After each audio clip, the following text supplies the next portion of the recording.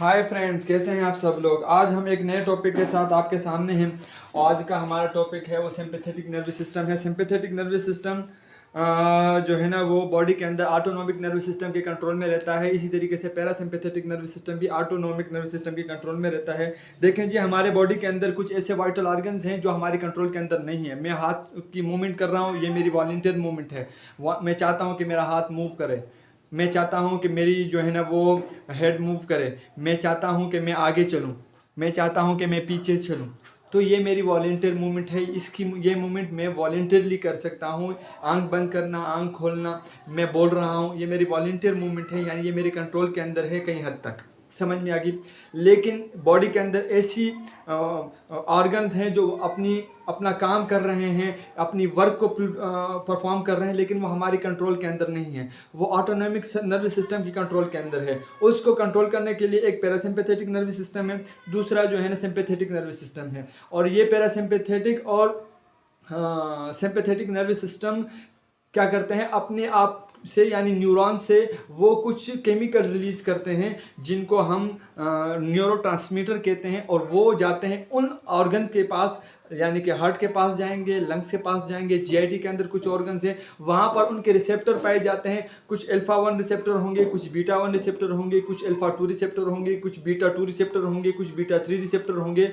Sympathetic की मैं बात कर रहा हूँ। इसी तरीके से पैरासिम्पैथेटिक के अंदर भी जो है ना बहुत सारे रिसेप्टर होंगे, उनके साथ उनकी जो अपने जो न्यूरोट्रांसमीटर है वो वहाँ पर जाके बाइंड होंगे और फिर वो हार्ट अपना वो इफेक्ट प्रोड्यूस करेगा जो उस रिसेप्टर की जो है ना कैपेबिलिटी होगी। या वो इनहिबिशन पे करेगा या वो मिमिक करेगा, यानी कि उसकी वर्क के अंदर तेज़ी लाएगा। तो आज के लेक्चर में हम ये पढ़ेंगे कि ऑटोनॉमिक नर्वस सिस्टम यानी कि ऐसे ऑर्गन जो हमारे कंट्रोल के अंदर नहीं है, उनमें जो है ना आज हम दो ऑटोनॉमिक नर्वस सिस्टम के अंदर एक पैरासिम्पैथेटिक नर्वस सिस्टम है, दूसरा सिंपैथेटिक नर्वस सिस्टम है। तो आज हम सिंपैथेटिक नर्वस सिस्टम के बारे में पढ़ेंगे और उससे रिलीज होने वाले न्यूरोट्रांसमीटर, नॉर एड्रेनलिन भी उसको कहते हैं, नॉर एपिनेफ्राइन भी उसको कहते हैं। तो उसके बारे में हम जानने की कोशिश करेंगे कि ये किस तरीके से रिलीज होता है और कहाँ कहाँ जाके अपने इफेक्ट को प्रोड्यूस करता है और कौन कौन से एंजाइम इनको इनहिबिट करते हैं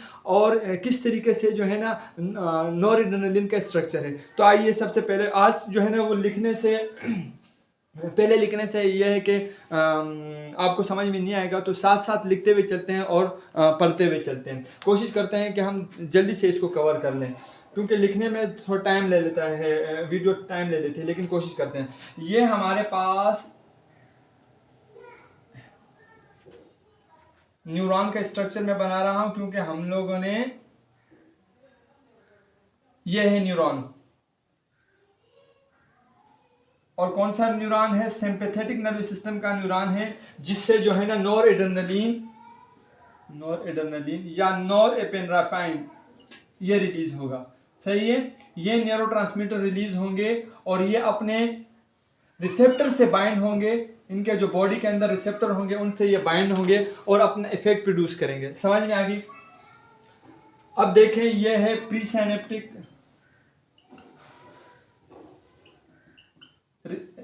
साइनेप्टिक न्यूरॉन, यह है पोस्ट साइनेप्टिक न्यूरॉन,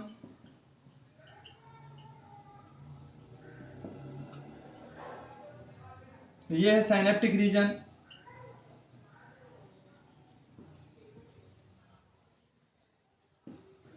या रीजन या न्यूरॉन कह सकते हैं। यह है डेंड्राइटिस, जहां पर रिसेप्टर पाए जाते हैं। इसको अभी रहने देते हैं। अच्छा, क्या होता है कि जिस तरीके से आपने देखा होगा कि कुछ आयन एक्सचेंजेस होते हैं, जैसे बीटा 2 रिसेप्टर है पेनक्रियास के अंदर, वहाँ पर कैल्शियम चैनल जिस तरीके से ज़्यादा होता है तो उसकी वजह से क्या होता है कि वेजिकल से इंसुलिन रिलीज होता है आयन एक्सचेंजेस की वजह से। इसी तरीके से यहाँ पर प्री साइनेप्टिक रीजन के अंदर वेजिकल मौजूद है। यहाँ पर वेजिकल, मैंने 2 वेजिकल बनाए, ज़्यादा होते हैं। वेजिकल के अंदर ये नॉरएड्रेनालिन यानी कि नॉरएड्रेनालिन प्रेजेंट है। इसको इस वेजिकल से आउट होना है और यहाँ पर पोस्ट साइनेप्टिक रीजन के अंदर एक अल्फा 1, यहाँ पर एक दूसरा रिसेप्टर है बीटा 1, यहाँ पर एक और रिसेप्टर है ऑटो रिसेप्टर इसको कहते हैं, रीअपटेक करता है ये। यहाँ पर एक और रिसेप्टर है जिसको अल्फा 2 रिसेप्टर कहते हैं। ये नॉरएड्रेनालिन आएंगे, सबसे पहले इन दोनों रिसेप्टर से बाइंड होंगे और इनके जो इफेक्ट बॉडी के अंदर होगा वो प्रोड्यूस होगा, और फिर जो है ना अल्फा 2 रिसेप्टर भी जो है ना इसको रीअपटेक करेगा, वापस से जो है ना इस प्री साइनेप्टिक न्यूरॉन के अंदर लेकर आएगा ताकि वापस से वेसिकल के अंदर पैक हो और दोबारा से जो है ना वो रिलीज हो। आइए देखते हैं। कैल्शियम चैनल अंदर गए, सोडियम चैनल अंदर गए, पोटेशियम चैनल बाहर गए, और इन आयन एक्सचेंज की वजह से ये वेसिकल बस्ट हो गए। क्या हुए? बस्ट हुए। बस्ट होने से इन वेसिकल में मौजूद न्यूरोट्रांसमीटर जो नॉरएड्रेनालिन हम कह रहे हैं ये रिलीज हुई। कौन से रीजन के अंदर?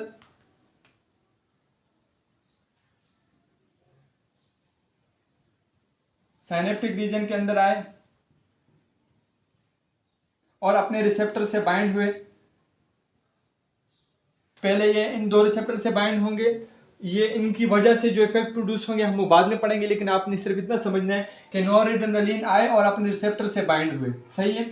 और वो पोस्ट साइनेप्टिक न्यूरॉन के अंदर एक अल्फा 1 रिसेप्टर है, दूसरा बीटा 1 रिसेप्टर है, और एक और रिसेप्टर है जिसको हम ऑटो रिसेप्टर भी कहते हैं, री एंट्री करवाता है, रीअपटेक करवाता है इन नॉरएड्रेनालिन की। यहाँ से ये इस रिसेप्टर से बाइंड होते हैं और ये इसको यहाँ पर री एंट्री करवाते हैं। तो यहाँ पर एक और इन वेसिकल के अंदर, दोनों वेसिकल के वहाँ पर एक ट्रांसपोर्टर होता है जिसको हम कहते हैं VMAT, vesicular monoamine transporter. Vesicular monoamine transporter इन नॉरएड्रेनालिन को वापस से इस वेसिकल के अंदर लेकर आ जाएंगे, वापस से इस वेसिकल के अंदर लेकर आ जाएंगे ताकि नॉरएड्रेनालिन की आपके पास क्या हो जाए, शेल्टर मुहैया हो जाए। आप उसको एक रूम देते हो ताकि वहाँ पर ये सेफ रहें। अगर ये इस रीजन के अंदर रहेंगे, बाहर रहेंगे, इस वेसिकल से बाहर रहेंगे, तो यहाँ पर एक एंजाइम है जो इनको जो है ना वो डिग्रेड करने की कोशिश करेगा, और उस एंजाइम को हम कहते हैं माओ एंजाइम इन नॉरएड्रेनालिन को जो वेसिकल से बाहर है उनको क्या करेगा? डिग्रेड करेगा। डिग्रेड यानी कि कम करने की कोशिश करेगा, खत्म करने की कोशिश करेगा ताकि कम हो, और फिर जो है ना वो वेसिकल के अंदर भी कम होंगे, अगर बाहर आएंगे तब भी कम होंगे। यहां पर भी एक और एंजाइम है साइनेप्टिक रीजन के अंदर, उसको हम कॉम्ट कहते हैं,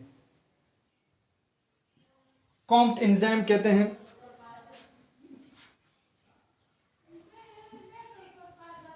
कॉम्प एंजाइम कहते हैं। ये भी जो है ना इसकी डिग्रेडेशन करेगा, यानी कि हमारे पास यहाँ पर दो एंजाइम ऐसे हैं जो इस नॉरएड्रेनालिन को कम करने की कोशिश करेंगे। एक है कॉम्प, दूसरा है माओ, और तीसरे नंबर पे एक रिसेप्टर है जिसको अल्फा 2 रिसेप्टर कहते हैं। ये भी जो है ना साइनेप्टिक रीजन से रीअपटेक करता है इन नॉरएड्रेनालिन को। अगर यहाँ पर नॉरएड्रेनालिन की रीअपटेक होगी ज़्यादा से ज़्यादा, ये जो है ना वापस से वेसिकल के अंदर पैक होंगी, तो क्या होगा? आपके जो है ना इन रिसेप्टर से बाइंड होने के लिए नॉरएड्रेनालिन की कमी आएगी, जिससे क्या होगा? जो इफेक्ट प्रोड्यूस करेंगे अल्फा 1 और बीटा 1 उसके अंदर भी कमी आएगी। तो ये भी आपका जो है ना आप ऐसे कह सकते हैं कि नॉरएड्रेनालिन की अमाउंट के अंदर कमी लेकर आती है। इसके अलावा यहाँ पर जो वेस्कुलर मोनोअमाइन ट्रांसपोर्टर है, इसका भी बहुत इंपॉर्टेंट रोल है। अगर आप इसको इनहिबिट कर दें, मान लो कोई ड्रग ऐसी है जो आगे चल के हम पढ़ेंगे, और हमने इस वेस्कुलर मोनोअमाइन ट्रांसपोर्टर को इनहिबिट किया, तो क्या होगा? ये जो नॉरएड्रेनालिन है वो इस वेसिकल के अंदर जाएंगे?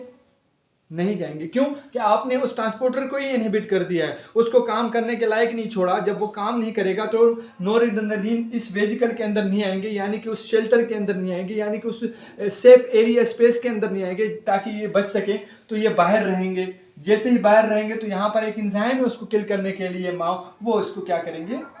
डिग्रेड करते रहेंगे। तो हमारी कुछ ड्रग जो है ना वो वेस्कुलर मोनोअमाइन ट्रांसपोर्टर पे काम करते हैं, ताकि वो ड्रग क्या करेंगी, इस ट्रांसपोर्टर को इनहिबिट करेंगी, जिससे जो एड्रेनलिन, जो नॉरएड्रेनलिन की जो है वो इस प्री साइनेप्टिक रीजन के अंदर रहेंगे और माओ एंजाइम इसको किल करने की कोशिश करेगा। यहाँ पर भी कॉम्प्ट एंजाइम है जो इस नॉरएड्रेनलिन को कम करने की कोशिश करेगा। देखिए जी, हमारे पास कुछ ड्रग ऐसी होती हैं जो कॉम्प्ट इनहिबिटर होती हैं, यानी अगर हम कॉम्प्ट और माओ एंजाइम को इनहिबिट कर देंगे तो क्या होगा, नॉरएड्रेनलिन की अमाउंट में इजाफा होगा और वो अपने रिसेप्टर से बाइंड होंगे, या बॉडी के अंदर जहां पर इनके रिसेप्टर होंगे उनसे बाइंड होंगे और अपने इफेक्ट प्रोड्यूस करेंगे। तो ये हमारे पास मिमिक का रोल अदा करेंगे। अगर हम इन एंजाइम्स को ब्लॉक करेंगे या अल्फा 2 रिसेप्टर को हम ब्लॉक करेंगे तो क्या होगा, नॉरएड्रेनलिन की साइनेप्टिक रीजन के अंदर जो है ना वो अमाउंट में इजाफा होगा। अगर हम इस कुछ ऐसी मेडिसिन है कि हमने इन रिसेप्टर को बाइंड कर ब्लॉक कर दिया तो क्या होगा, वो इनहिबिट करेंगी। इन रिसेप्टर को अगर हम इनहिबिट करेंगे तो नॉरएड्रेनलिन के आएगा, अपने रिसेप्टर से बाइंड होने की कोशिश करेगा, लेकिन बाइंड नहीं हो पाएगा, क्योंकि कुछ ड्रग ऐसी होती हैं जो इनको इनहिबिट करेंगी तो अपने इफेक्ट प्रोड्यूस नहीं करेंगी। तो आपको अब ये क्लियर हो चुका होगा कि किस तरीके से जो है ना बॉडी के अंदर या जो सिंपैथेटिक नर्वस सिस्टम को हम कंट्रोल कर सकते हैं, या उस इनहिबिट कर सकते हैं, या मिमिक कर सकते हैं, उसके वर्क को हम जो है उसके वर्क के अंदर हम इजाफा कर सकते हैं। आइए अभी हम ये देखते हैं कि हमें इतना तो पता पड़ गया कि सिंपैथेटिक नर्वस सिस्टम के अंदर नॉरएड्रेनलिन किस तरीके से रिलीज होता है, वेसिकल से किस तरीके से रिलीज होता है, साइनेप्टिक रीजन के अंदर फिर वो किस तरीके से आता है, फिर यहाँ पर जो है ना वो कौन से रिसेप्टर से बाइंड होंगे, अपने इफेक्ट प्रोड्यूस करेंगे, और रीअपटेक के लिए कौन से रिसेप्टर है, माओ और कॉम्प्ट एंजाइम इसको क्या करते हैं। अब हम ये जानने की कोशिश करते हैं कि नॉरएड्रेनलिन की जो स्ट्रक्चर है या उसकी जो बनावट है उसके अंदर कौन कौन सी चीज़ें शामिल हैं और किस तरीके से नॉरएड्रेनलिन बना हुआ है। आइए पहले मैं थोड़ा सा लिख लेता हूँ फिर आपको बताता हूँ। आइए जनाब, अब हम ये जानने की कोशिश करते हैं कि किस तरीके से जो है ना नॉरएड्रेनलिन या नॉरएपिनेफ्रिन बनता है। सही है, तो क्योंकि हमें इतना तो पता पड़ गया ये रिलीज होता है। अब ये रिलीज होता है तो इसका कोई स्ट्रक्चरल फार्मूला होगा, किस तरीके से ये नॉरएड्रेनलिन और नॉरएपिनेफ्रिन जो है ना वो बनेंगे, तब जाके वेसिकल के अंदर पैक होंगे, फिर वेसिकल से वो जिस तरीके से मैंने आपको कहा रिलीज होगी साइनेप्टिक रीजन के अंदर, रिसेप्टर से बाइंड होंगे और अपने इफेक्ट प्रोड्यूस करेंगे। नॉरएड्रेनलिन नॉरएपिनेफ्रिन किस तरीके से बनता है कि आप कोई डाइट लेते हैं, तो डाइट के अंदर जो है ना, डाइट के अंदर आपके पास एक चीज़ आती है जिसको हम फिनाइल एलानाइन कहते हैं, और ये फिनाइल एलानाइन जो है ना ये एक अमाइनो एसिड है। क्या चीज़ है, अमाइनो एसिड। अमाइनो एसिड आपके पास आया। अब अमाइनो एसिड किस चीज़ से आया, डाइट की वजह से आया। और फिनाइल एलानाइन जो है ना वो ये फिनाइल एलानाइन के शेप के अंदर आपके पास एक चीज़ आई, और ये है एक आपके पास अमाइनो एसिड है। अब फिनाइल एलानाइन जो है ना वो इसके अंदर हाइड्रोक्सिलेशन हो जाती है। हाइड्रोक्सिलेशन यानी कि OH ग्रुप, हाइड्रोक्सिल ग्रुप जो है ना वो इसके अंदर ऐड हो जाता है, तो ये थायरोसिन के अंदर कन्वर्ट हो जाता है। अब ये केमिकल प्रोसेस है, और बायोकेमिस्ट्री के अंदर ये किस तरीके से जो है ना वो केमिकल स्ट्रक्चर के अंदर हाइड्रोक्सिल ग्रुप उसके अंदर ऐड होता है, तब जाके जो है ना वो टायरोसिन के अंदर कन्वर्ट होता है। तो ये हम बायोकेमिस्ट्री के लेक्चर में हम पढ़ेंगे, लेकिन यहाँ पर आपको इतना पता होना चाहिए कि कोई हाइड्रोक्सिलाइजेशन हो जाती है, यानी कि OH ग्रुप इस फिनाइल एलानाइन के साथ जो है ना वो कंबाइन हो जाता है, मिक्स हो जाता है, जिसकी वजह से फिनाइल एलानाइन जो है ना टायरोसिन के अंदर कन्वर्ट हो जाता है। अब टायरोसिन दोबारा से उसकी हाइड्रोक्सिलाइजेशन हो जाती है, यानी इसके अंदर एक और OH ग्रुप जो है ना वो OH ग्रुप जो है ना वो ऐड हो जाता है, जिससे जो है ना इसकी शेप जो है ना वो बदल जाती है और वो डोपा के अंदर कन्वर्ट हो जाता है। डोपा यानी कि डाईहाइड्रोफिनाइल एलानाइन। पहले जो है ना फिनाइल एलानाइन था, अब ये इसके अंदर जो है ना वो हाइड्रोक्सिलेशन की वजह से टायरोसिन के अंदर कन्वर्ट हुआ, और दोबारा हाइड्रोक्सिलेशन यानी OH ग्रुप का ऐड होने की वजह से ये डोपा के अंदर डाईहाइड्रोफिनाइल एलानाइन के अंदर कन्वर्ट हो चुका है। यहाँ पर जैसे ये कन्वर्ट होगा तो इससे कार्बन जो है ना कार्बन जो है ना वो आउट हो जाता है, यानी कि इस यहाँ पर जो केमिकल स्ट्रक्चर है अगर उससे आप कार्बन जो है ना वो आउट कर लोगे, तो क्या होगा, आपके पास ये जो है ना डोपामीन के अंदर जो है ना वो कन्वर्ट हो जाता है। और डोपामीन के अंदर जैसे ही कन्वर्ट हो जाता है, क्यों कन्वर्ट हो जाता है कि यहाँ पर जो है ना डी कार्बो ऑक्सीडेशन हो जाती है, यानी कि कार्बन की जो है ना वो आउट हो जाती है, इस स्ट्रक्चर से, केमिकल स्ट्रक्चर से कार्बन जो है ना वो आउट हो जाता है और वो एक डोपामीन स्ट्रक्चर के अंदर जो है ना वो एक शेप के अंदर आ जाती है। अब ये डोपामीन क्या करता है कि इसके अंदर फिर से एक OH ग्रुप जो है ना वो ऐड हो जाता है, यानी कि हाइड्रो ऑक्सीडेशन यहाँ पर भी हो जाती है और आपको जो है ना आखिर के अंदर नॉरएड्रेनालिन या नॉरएपिनेफ्रिन के शेप के अंदर एक केमिकल आ जाता है जिसको हम कहते हैं नॉरएपिनेफ्रिन या नॉरएड्रेनालिन। तो अब आपको समझ में आया किस तरीके से नॉरएड्रेनालिन आपकी बॉडी के अंदर आता है और फिर जो है ना वो वेसिकल के अंदर पैक होता है।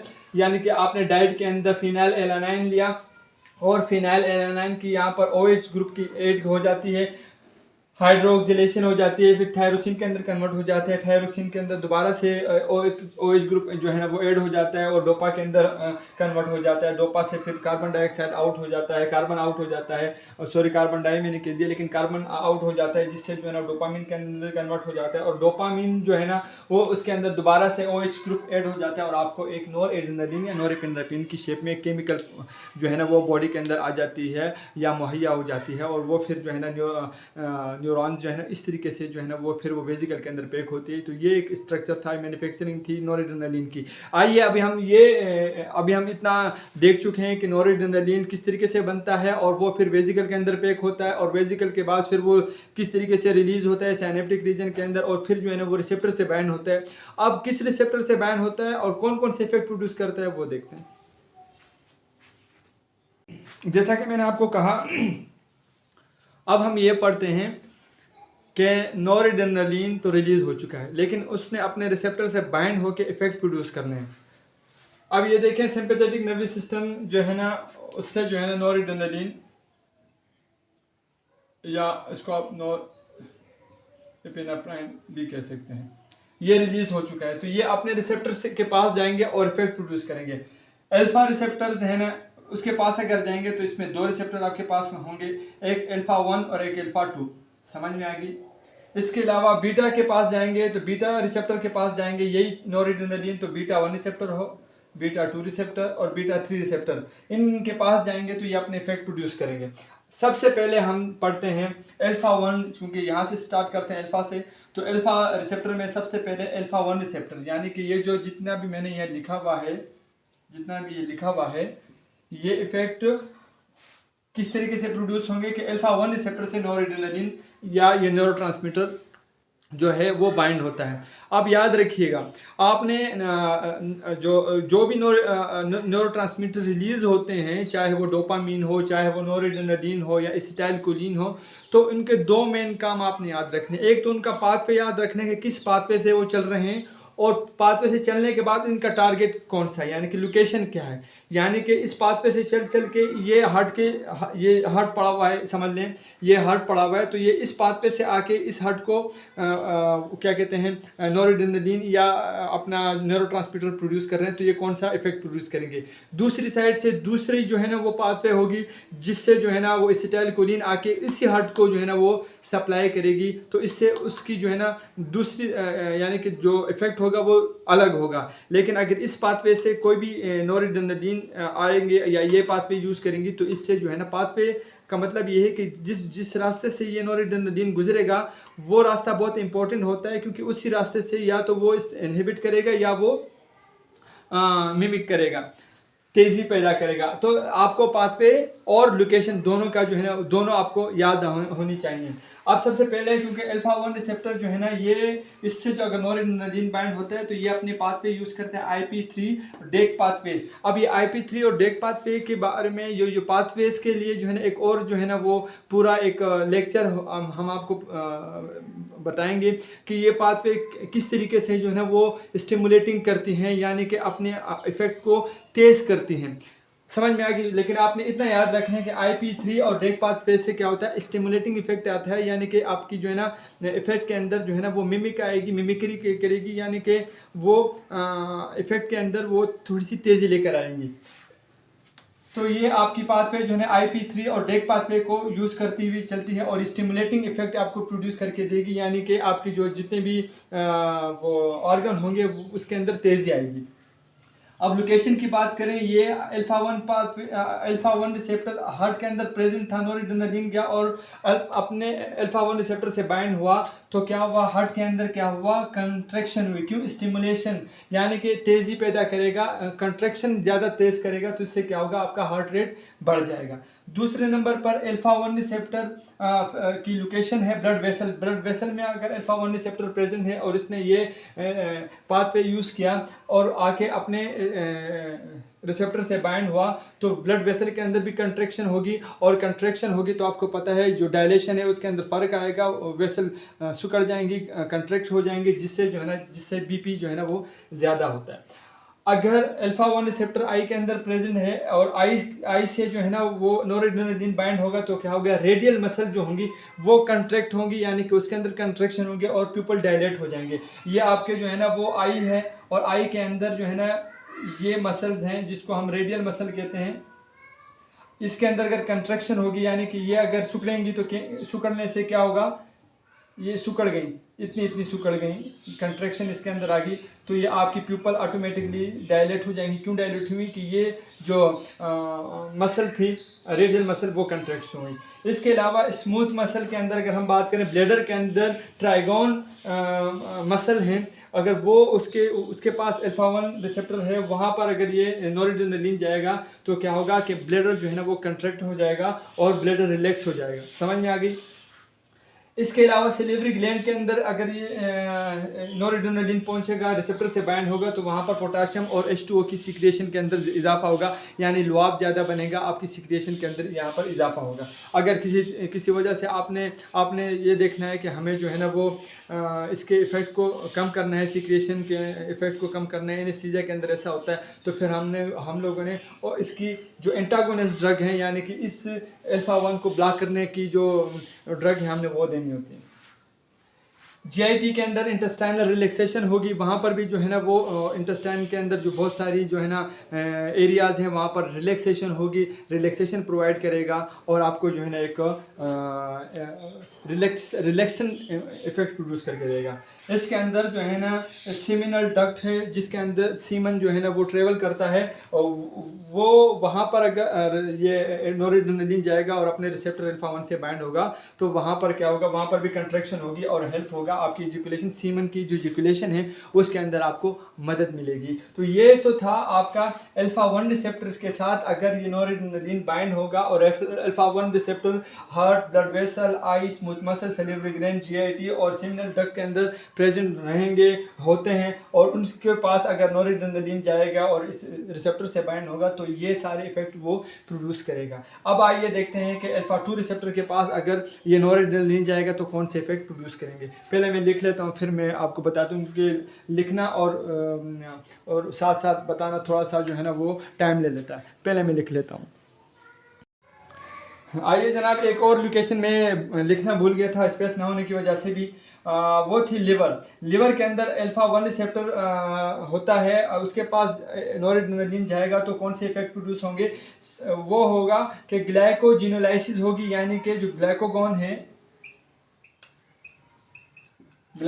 है उसकी क्या होगी, ब्रेकडाउन होगी।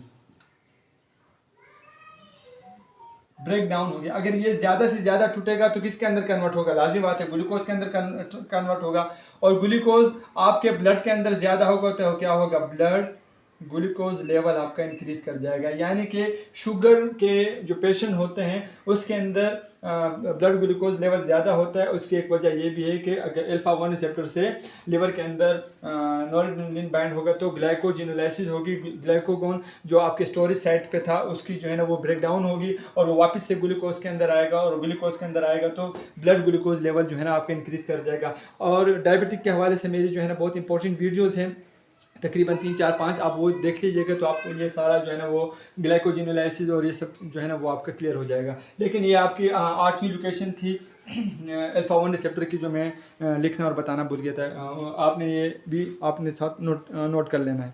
अब जो है ना अल्फा टू की बारी आती है। आइए अभी हम देखते हैं कि अल्फा 1 रिसेप्टर के साथ तो अगर नॉरएड्रेनालिन की बाइंडिंग हुई वो हम समझ चुके हैं। अल्फा 2 रिसेप्टर से बाइंडिंग होगी तो क्या होगा। एक और बात आप यहाँ पर जहन नशीन कर लीजिएगा कि अल्फा 2 रिसेप्टर बॉडी के अंदर लिमिटेड एरियाज़ के अंदर हैं, बहुत कम पाए जाते हैं अल्फा 2 रिसेप्टर बनस्बत alpha 1 receptor. Alpha 1 receptor most of the body के एरियाज़ जो है ना वहाँ पर हमने आपको बताया तकरीबन 7 से 8 एरियाज़ के अंदर अल्फा 1 रिसेप्टर प्रेजेंट है, लेकिन अल्फा 2 रिसेप्टर जो है वो लिमिटेड एरियाज़ के अंदर होता है। आपने देखा होगा कि अल्फा 2 रिसेप्टर तो सबसे पहले तो क्या करता है, डिग्रेडेशन करता है प्री साइनेप्टिक न्यूरॉन्स के अंदर। यहाँ पर अल्फा 2 रिसेप्टर पाया जाता है, यहाँ पर भी अल्फा 2 रिसेप्टर पाया जाता है। ये क्या करता है कि जो वेजिकल से जो नॉरएड्रेनालिन रिलीज होता है उसको रीअपटेक करता है, यानी कि यहाँ पर नॉरएड्रेनालिन की कमी करता है, रीअपटेक करता है, वापस से जो है ना वेजिकल के अंदर पैक करता है। तो इसका मतलब ये है कि यहाँ पर ही नॉरएड्रेनालिन की कमी जो है ना वो करता है। इसके अलावा जो है ना बॉडी के अंदर एसिटाइलकोलिन जो है ना जो पैरासिम्पैथेटिक से रिलीज होता है उसकी जो है ना उसको उसके अंदर भी उसके इफेक्ट को भी कम करता है। यानी कि अगर एक चीज़ एसिटाइलकोलिन ज़्यादा है और नॉरएड्रेनालिन वहाँ पर पहुँचा तो दोनों ने अपने आप को बैलेंस कर दिया। यानी कि इसको एसिटाइलकोलिन को लगाम देने के लिए, इसको बैलेंस करने के लिए नॉरएड्रेनालिन की ज़रूरत पड़ती है, और या इसको कम करने में भी नॉरएड्रेनालिन अगर आप ज़्यादा देंगे तो एसिटाइलकोलिन कम हो जाएगा। इसके अलावा पेनक्रियास के अंदर जो है ना इंसुलिन को जो है ना वो उसकी जो है ना नॉरएड्रेनालिन अगर बाइंड होता है अपने रिसेप्टर से तो इंसुलिन की डिग्रेडेशन करता है, इंसुलिन को कम करता है। अगर इंसुलिन कम होगा तो क्या होगा, ग्लूकोज जो है ना ग्लाइकोगोन के अंदर कन्वर्ट नहीं होगा। जो एक फॉर्म है कि इंसुलिन एंजाइम है वो क्या करता है कि ग्लूकोज को कन्वर्ट करता है ग्लाइकोगोन के अंदर, और फिर जाके जो है ना वो स्टोरेज साइट पे जाके स्टोर हो जाता है और ब्लड के अंदर ग्लूकोज की कमी आ जाती है। यानी कि इंसुलिन का काम यह है कि ग्लूकोज लेवल ब्लड के अंदर कम करना, शुगर के पेशेंट को हेल्प प्रोवाइड करना। लेकिन नॉरएड्रेनालिन क्या करता है कि इंसुलिन की डिग्रेडेशन करता है, उसकी कमी करता है, जिससे जो है ना वो ग्लूकोज का लेवल ज़्यादा हो सकता है। और शुगर के पेशेंट के अंदर जो है ना ये अच्छी बात नहीं है कि ग्लूकोज का लेवल ज़्यादा हो। तो ये तीन जो मैंने आपको कहा कि एसिटाइलकोलिन को जो है ना वो कम करता है, नॉरएड्रेनालिन को वहीं पर ही कम कर रहा है जहाँ पर ये रीअपटेक कर रहा है, और इंसुलिन को जो है ना वो कम कर रहा है। इसके अलावा जो है ना ये पाथवे में बताना भूल गया, पाथवे जो है ना वो पाथवे को ये यूज़ करता है, उस रास्ते से चलता है, और ये रास्ता अगर ये अपनाएगा तो इससे इनहिबिशन होगी, यानी कि रुकावट होगी, कमी होगी, ये इनहिबिट करेगा, रोकेगा ऑर्गन को काम करने से। अब ये अल्फा 2 रिसेप्टर की कुछ आइसोफॉर्म हैं जो प्रेजेंट रहती हैं बॉडी के अंदर। अल्फा 2A से अगर नॉरएड्रेनालिन बाइंड होगा तो रिलैक्सेशन होगी। रिलैक्सेशन का मतलब यानी कि बीपी के अंदर जो है ना वो कमी आएगी, और बीपी के अंदर जो है ना कमी लाने के लिए अगर ये ब्लड वेसल के अंदर प्रेजेंट होगी तो क्या होगा कि कंट्रैक्शन के अंदर जो है ना वो कमी करेगा, और इसको थोड़ा सा जो है ना डायलेट करने की कोशिश करेगा, जिससे बीपी के अंदर भी कमी आ सकती है। या हार्ट के अंदर जो है ना वहाँ पर भी जो है ना कंट्रैक्शन हार्ट की अगर कम होगी तो आउटपुट कम होगा, उससे भी बीपी कम हो सकता है। अल्फा 2B और अल्फा 2C से अगर ये बाइंड होगा तो ये भी यही इफेक्ट प्रोड्यूस करते हैं कि कंट्रैक्शन को जो है ना वो कम करते हैं, इसीलिए तो बीपी कम होता है। इसलिए तो कहते हैं कि हर सिस्टम के पास खुद को कंट्रोल करने के लिए भी एक सिस्टम मौजूद है। अब मान लो अगर ये अल्फा 2 रिसेप्टर ना होता और अल्फा 1 रिसेप्टर होता तो क्या होता, सिर्फ क्या होता कि एक्साइटेटरी इफेक्ट्स आते हैं, आपके जो जितने भी ऑर्गन है वो तेज़ काम कर रहे होते, क्योंकि उसको रोकने वाला कोई नहीं होता। इसलिए अल्लाह ताला ने जो है ना वो एक ऐसा सिस्टम पैदा किया है कि सिंपैथेटिक नर्वस सिस्टम के अंदर ही कुछ ऐसे रिसेप्टर अल्लाह ताला ने दे दिए हैं कि जिससे नॉरएड्रेनालिन बाइंड होगा और उस तेज़ी को कम करेगा, उसकी इफ़ेक्ट को कम करेगा। यानी कि उसको रोकने वाला, उसको कंट्रोल करने वाला भी उसका अपना ही जो न्यूरोट्रांसमीटर होगा वो अपने ही जैसे रिसेप्टर से बाइंड होगा, यानी कि अल्फा 2 रिसेप्टर से बाइंड होगा, और आपकी जो है ना वो इफेक्ट के अंदर कमी करेगा। और अल्फा 2 रिसेप्टर यही करता है कि जो अल्फा 1 और बीटा 1 रिसेप्टर की जो तेज़ी होती है नॉरएड्रेनालिन की ज़्यादती की वजह से रीअपटेक की करता है नॉरएड्रेनालिन को, ताकि जो इफेक्ट के अंदर वो कमी आ सके। इसी तरीके से अल्फा 2 रिसेप्टर का बहुत इंपॉर्टेंट रोल है ताकि वो जो है ना वो अल्फा 1 और बीटा 1 रिसेप्टर से प्रोड्यूस होने वाले इफेक्ट को कम कर सके। आइए अभी हम देखते हैं कि बीटा 1, बीटा 2 और बीटा 3 रिसेप्टर किस तरीके से जो है ना वो नॉरएड्रेनालिन से बाइंड होकर इफेक्ट प्रोड्यूस करते हैं। बीटा रिसेप्टर की बात आती है तो बीटा रिसेप्टर के अंदर बीटा 1 रिसेप्टर है, बीटा 2 रिसेप्टर है और बीटा 3 रिसेप्टर है। तो आइए सबसे पहले देखते हैं कि बीटा 1 रिसेप्टर। बीटा 1 रिसेप्टर जो है ना, अगर इससे नॉरएड्रेनालिन बाइंड होगा तो क्या इफेक्ट प्रोड्यूस होगा। सबसे पहले तो पाथवे कॉम पाथवे को इस्तेमाल करते हुए ये जाएगा और स्टिमुलेटिंग इफेक्ट यानी कि स्टिमुलेशन कराएगा, एक्साइटेटरी करवाएगा, जो जो भी इफेक्ट होंगे उसके अंदर थोड़ी तेज़ी लेकर आएगा। लोकेशन हार्ट के अंदर बीटा 1 रिसेप्टर पाया जाता है। आपको पता होता है कि बीटा 1 रिसेप्टर का अगर हम ब्लॉक करते हैं उसके लिए ड्रग आते हैं, एटिनोलोल, मिटोप्रोलोल, इसोमोलोल, वो बीटा 1 रिसेप्टर को ब्लॉक करते हैं और बीटा 1 रिसेप्टर हार्ट के अंदर प्रेजेंट रहता है। अगर हम बीटा 1 रिसेप्टर से नॉरएड्रेनालिन बाइंड होगा तो क्या होगा, फोर्स ऑफ कंट्रैक्शन के अंदर इजाफा होगा, हार्ट रेट के अंदर इजाफा होगा, कार्डिक आउटपुट के अंदर इजाफा होगा। यानी कि ये सब चीज़ें क्या करेंगी, जो हार्ट की जो एक्टिविटी है उसके अंदर मिमिक करेंगी, ज़्यादा इफेक्ट को तेज़ करेंगी। इसके लिए अल्टरनेटिव नाम दिए जाते हैं, क्या कहते हैं मेडिकल के अंदर, इसको कहते हैं पॉजिटिव आयोनिक ट्रोपिक इफेक्ट, जो फोर्स ऑफ कंट्रैक्शन को कहते हैं, positive chronotropic effect, heart rate को जो इजाफा हो रहा है उसको कहते हैं, और पॉजिटिव ड्रोमोट्रोपिक इफेक्ट कार्डिक आउटपुट को लिए जो है ना ये अल्टरनेटिव जो है ना वो नाम दिए गए हैं। इसके अलावा जो है ना दूसरे नंबर पे लोकेशन है GJ cell, जस्टिक glomerular cell. जस्टिक glomerular cell जो किडनी के अंदर प्रेजेंट रहता है, ये क्या करता है कि इसके साथ अगर नॉरएड्रेनालिन बाइंड होगा तो क्या होगा कि ये रिनाइन को रिलीज करेगा, और रिनाइन रिलीज होगा तो क्या होगा कि वो जो है ना वो बीपी को इंक्रीज करता है। आपको पता है रिनाइन किस तरीके से जो है ना वो जाता है और लिवर का एक एंजाइम है एंजियोटेंसिनोसिन, उसको कन्वर्ट करता है एंजियोटेंसिनो 1 के अंदर, और फिर एंजियोटेंसिनो 1 फर्दर जो है ना वो कन्वर्ट होता है 2 के अंदर, और 2 फिर जो है ना वो अपने रिसेप्टर से बाइंड होते हैं और इफेक्ट प्रोड्यूस करते हैं। कौन सी इफेक्ट प्रोड्यूस करते हैं, बीपी को इंक्रीज करने वाली इफेक्ट प्रोड्यूस करते हैं। इसके लिए अलग सा जो है ना हम लोगों ने एक वीडियो बनाई थी, आप उनको देख लीजिएगा।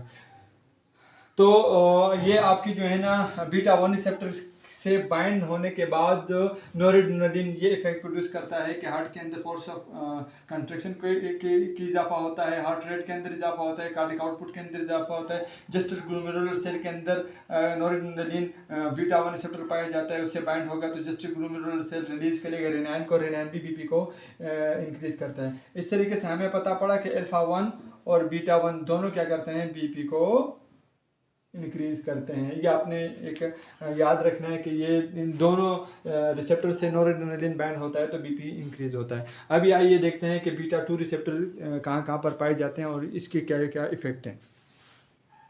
आइए जनाब, अभी हमने बीटा 1 रिसेप्टर के बारे में तो हम पढ़ चुके थे, इसलिए मैंने इसको यहाँ से इरेज कर लिया है बीटा 1 रिसेप्टर को, और बीटा 2 रिसेप्टर की बारी आती है तो बीटा 2 रिसेप्टर को अभी हम देख लेते हैं। बीटा 2 रिसेप्टर जो है ना वो मोस्टली प्रेजेंट रहता है, उसकी डिस्ट्रीब्यूशन बॉडी के अंदर ज़्यादा है बनिस्बत बीटा 3 और बीटा 1 रिसेप्टर के। यानी कि बीटा 2 रिसेप्टर बहुत ज़्यादा पाया जाता है बॉडी के अंदर, और बीटा 1 और बीटा 3 रिसेप्टर की लोकेशन थोड़ी सी कम है बॉडी के अंदर। अब बीटा 2 रिसेप्टर के साथ अगर नॉरएड्रेनालिन बाइंड होता है तो कौन से इफेक्ट प्रोड्यूस होंगे, आइए देखते हैं। बीटा 2 रिसेप्टर जो है ना नॉरएड्रेनालिन जो पाथवे यूज़ करता है वो कॉम और जीआई पाथवे यूज़ करता है। रिलैक्सेशन की इफेक्ट को ज़्यादा से ज़्यादा वो प्रोड्यूस करेगा अगर ये बीटा 2 रिसेप्टर से नॉरएड्रेनालिन बाइंड होगा और जो पाथवे यूज़ करता है। अब अगर ये स्मूथ मसल के अंदर बीटा 2 रिसेप्टर पाए जाते हैं ज़्यादातर, आइए देखते हैं।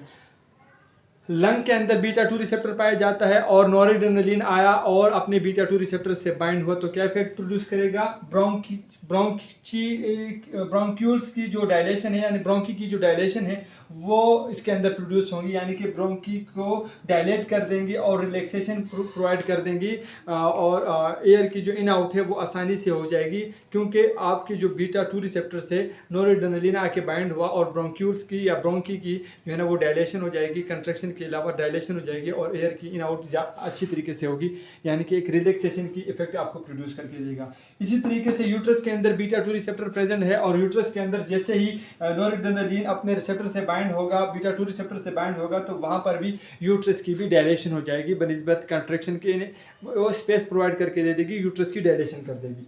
इसी तरीके से जीआईटी गैस्ट्रोइंटेस्टाइनल ट्रैक्ट के अंदर भी बीटा 2 रिसेप्टर जो है ना वो पाए जाते हैं। वहाँ पर अगर वो बीटा 2 रिसेप्टर से नोरेड्रेनालिन बाइंड होगा तो रिलैक्सेशन हो जाएगी, और जितने भी आपके जो जीआईटी की जो ट्रैक है उसके अंदर रिलैक्सेशन प्रोवाइड हो जाएगी, और जो फूड है उसकी डाइजेशन जो है वो स्लो हो जाएगी। फूड डाइजेशन जो है ना वो स्लो हो जाएगी। ये FDS मैंने लिखा हुआ है, यानी कि फूड की जो डाइजेशन है उसके प्रोसेस के अंदर स्लोनेस आ जाएगी, क्योंकि वो रिलैक्सेशन हो जाएगी। कंट्रैक्शन अगर होगी तो वो तेज़ी प्रोवाइड करेगी, लेकिन यहाँ पर जो है ना वो फूड डाइजेशन की जो है ना वो स्लो हो जाएगी due to the relaxation and the noradrenaline bind with the beta 2 receptor. इसी तरीके से ब्लैडर के अंदर बीटा 2 रिसेप्टर पाया जाता है, उससे अगर नोरेड्रेनालिन बाइंड होगा तो क्या होगा कि डेक्स्ट्रोसर जो मसल हैं वो डायलेट हो जाएंगी और वो रिलैक्स हो जाएंगी और यूरिनेशन की प्रोसेस आपकी हो जाएगी।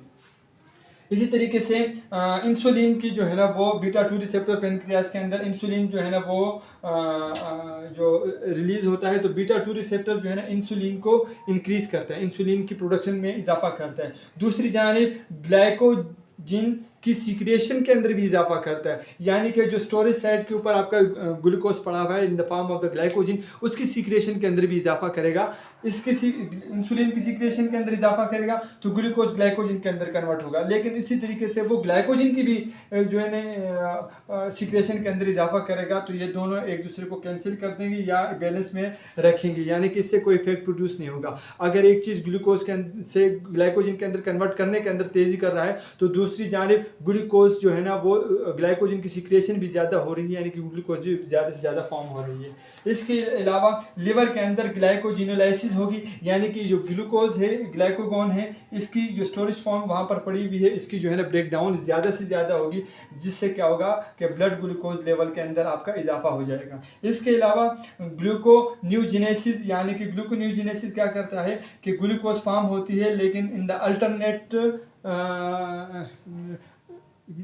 प्रोटीन को यूज़ करती है, कोलेस्ट्रॉल को यूज़ करेगी, यानी कि ग्लूकोज से जो है ना वो ग्लूकोज फॉर्म नहीं करेगा, बल्कि जो है ना ये दूसरे साइड पे जितने भी आपके जो वो हैं प्रोटीन है या आपकी जो है ना कोलेस्ट्रॉल है उससे जो है ना वो नए ग्लूकोज बनाएगा, और अगर ग्लूकोज की प्रोडक्शन ज़्यादा होगी तो क्या होगा, ब्लड ग्लूकोज लेवल भी ज़्यादा हो जाएगा। तो ये तो थी आपकी बीटा 2 रिसेप्टर से अगर नोरेड्रेनालिन बाइंड होगा तो ये सारे इफेक्ट जो है ना वो प्रोड्यूस करके देंगी। लंग्स के अंदर ब्रोंकोडायलेशन करेगी, यूट्रस के अंदर भी यूट्रस की डायलेशन करेगी, जीआईटी के अंदर जो है ना वो रिलैक्सेशन प्रोवाइड करेगी, फूड जो डाइजेशन है वो स्लो हो जाएगी, डेक्स्ट्रोसर मसल को भी डायलेट कर देगी, रिलैक्स हो जाएगा, यूरिन आपकी आउटपुट हो जाएगी, इंसुलिन की सीक्रेशन ज़्यादा करेगा, ग्लाइकोजिन की सीक्रेशन ज़्यादा करेगा, तो ये बैलेंस के अंदर आ जाएगी, कोई इफेक्ट इतना खास प्रोड्यूस नहीं होगा। इसके अलावा जीनोलाइसिस करेगा, ग्लाइकोजिन की प्रोडक्शन के अंदर जो है ना वो ब्रेक डाउन ज़्यादा करेगा, जिससे ग्लूकोज ज़्यादा पैदा होगा और ब्लड ग्लूकोज लेवल ज़्यादा हो सकता है, और ग्लूकोज की जो है ना वो प्रोडक्शन करेगा other than the glucose protein और कोलेस्ट्रॉल से। तो ये इफेक्ट्स जो है ना वो बीटा 2 रिसेप्टर से बाइंड होने के बाद, एड्रेनालिन बाइंड होने के बाद प्रोड्यूस होंगी। आइए अभी हम बीटा 3 रिसेप्टर को देखते हैं। जैसा कि मैंने आपको कहा था कि बीटा 3 की अभी हम बीटा 3 के रिसेप्टर को देखते हैं। तो बीटा 3 रिसेप्टर जैसा कि मैंने आपको कहा था कि लिमिटेड जो है ना वो इसकी डिस्ट्रीब्यूशन है, तो ये ज़्यादातर जो है ना एडिपोज टिश्यू के अंदर पाया जाता है और ब्लैडर के अंदर डेक्स्ट्रोज मसल्स के अंदर जो है ना वो बीटा 3 रिसेप्टर पाया जाता है। अगर ये बीटा 3 रिसेप्टर इन दोनों जगह पे पाया जाता है और नोरेड्रेनालिन इनसे बाइंड होगा तो कौन से इफेक्ट प्रोड्यूस करेंगे? सबसे पहले तो कॉम्प और जीआई जो पाथवे है उसको यूज़ करते हुए रिलैक्सेशन के इफेक्ट प्रोड्यूस करेंगे। तो इस तरीके से लोकेशन के अंदर मैंने जैसे कि कहा कि एडिपोज टिश्यू के अंदर बीटा 3 रिसेप्टर प्रेजेंट रहता है, तो यहाँ पर लाइपोलाइसिस होगी। अब एडिपोज टिश्यू के अंदर क्या चीज़ होती है? आपकी फैट होती है, सही है। अब अगर लाइपोलाइसिस होगी यानी कि फैट की ब्रेकडाउन होगी तो क्या होगा? ये हमारे लिए किस चीज़ के लिए ज़रूरी है? कोई ओबियस पेशेंट है, ओबिसिटी है उसको, और उसके अंदर हम चाहते हैं कि उसकी जो ओबिसिटी है या जो ओवरवेट है उसको हम कम कर सकें, तो हमें क्या करना होगा? बीटा 3 रिसेप्टर को थोड़ा एक्टिव करना होगा। ऐसी मेडिसिन देनी होगी जो बीटा 3 रिसेप्टर को एक्टिव कर सके और लाइपोलाइसिस की जो प्रोसेस है उसको तेज़ कर सके, ताकि जो एडिपोज टिश्यू के अंदर फैट है उसको ब्रेक डाउन कर सके और उसको ख़त्म कर सके, जिससे जो है ना ओबीस पेशेंट जो है ना वो थोड़े से स्लिमनेस की तरफ आए। तो हमें क्या करना होगा? बीटा 3 रिसेप्टर को जो है ना वो एक्टिव करना होगा। तो बीटा 3 रिसेप्टर एडिपोज टिश्यू के अंदर प्रेजेंट रहता है, जिस जो क्या करता है कि लाइपोलाइसिस के अंदर हेल्प आउट करता है, जिससे जो है ना फैटी एसिड की ब्रेक डाउन होती है और ओबीस पेशेंट जो है ना वो स्लिमनेस की तरफ आता है। इसके अलावा डेक्स्ट्रोज मसल के ब्लडर के अंदर डेक्स्ट्रोज मसल होती है, ये भी जो है ना इसको रिलैक्स करती है और ये रिलैक्सेशन के बाद क्या होगा, यूरिनेशन होगी, जिस तरीके से बीटा 2 रिसेप्टर कराता है। अब हम लोगों ने तकरीबन अल्फा रिसेप्टर और बीटा रिसेप्टर पर जो नॉरएड्रेनालिन के जो इफ़ेक्ट हैं वो हमने पढ़ लिए हैं। अब हमें क्या किस चीज़ की ज़रूरत है, अब हमें सिर्फ मेडिसिन देखनी है कि कौन सी ऐसी मेडिसिन है जो सिंपैथेटिक नर्वस सिस्टम को में इफ़ेक्ट प्रोड्यूस करती हैं और या इनहिबिशन की इफेक्ट प्रोड्यूस करती हैं या उनको मिमिक करवाती हैं, यानी कि उस इफेक्ट को तेज़ कराती हैं। उम्मीद है कि इस लेक्चर से हमें सिंपैथेटिक नर्वस सिस्टम के फंक्शन, नॉरएड्रेनालिन की बाइंडिंग विद द रिसेप्टर और रिसेप्टर से प्रोड्यूस होने वाले इफेक्ट के बारे में हम बखूबी जो है ना वो हमें पता चल गया होगा। आप नोट डाउन कर लीजिएगा। इस लेक्चर के अंदर मुझसे कहीं गलती हो गई हो, मैंने लिखा कुछ था, बोल कुछ दिया, लिखने में कुछ रह गया या कहीं पर मेरे से मिस्टेक हो गई है तो कमेंट में ज़रूर लिख लीजिएगा। और मैं जो है किस तरीके से अपनी वीडियोस में को बेहतर बना सकता हूँ वो भी आप बता दीजिएगा। लेकिन इसके बाद जो सिंपैथेटिक नर्वस सिस्टम के ऊपर जो ड्रग आती हैं उनको भी जो है ना आपने लाजमी उन लेक्चर को देखना है, ताकि जो है ना आपको जो है ना जो सिंपैथेटिक नर्वस सिस्टम्स को पढ़ने के बाद हमने ड्रग के ऊपर जो है ना आना है, तो वो हम उससे हम फ़ायदा उठा सकें। यहाँ तक के लिए बहुत शुक्रिया। Bye bye.